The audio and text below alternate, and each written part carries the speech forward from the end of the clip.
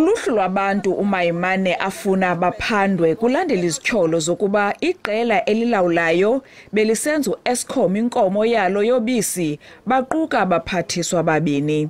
Abo ngumphathiswa wamaqumrhu karhulumente uPravin Gordhan nalapho esenza amabango okuba wayexelelwe ngezi zityholo zobuqhophololo kunye nomphathiswa wezimbiwa namandla uGwede Mantashe. I'm not just joining others, I'm asking the police to compel him to do so because Preka says so. If you want to act in the right prescribes of the law as a whistleblower, he must be compelled by law to come and name the people.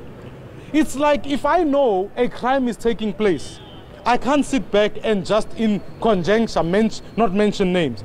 People must come and be accountable. Umongameli Cyril Ramaphosa naye akashiyekanga ngasemva.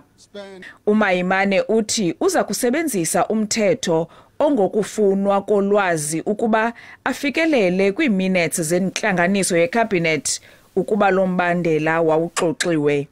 Uthi kungaqhuma kubasiwe.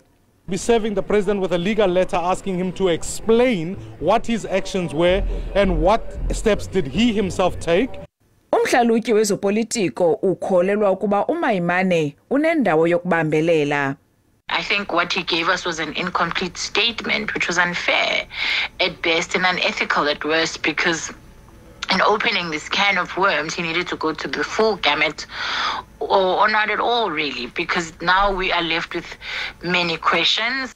uMaimane uthi nokuba uReuyter angemka kweli lizwe, abasemagunyeni kuza kufuneka besebenzise umthetho ukumbuyisa azokunika ubungqina xa efunwa. Dingdulama Matya weendaba ze-SABC eKapa.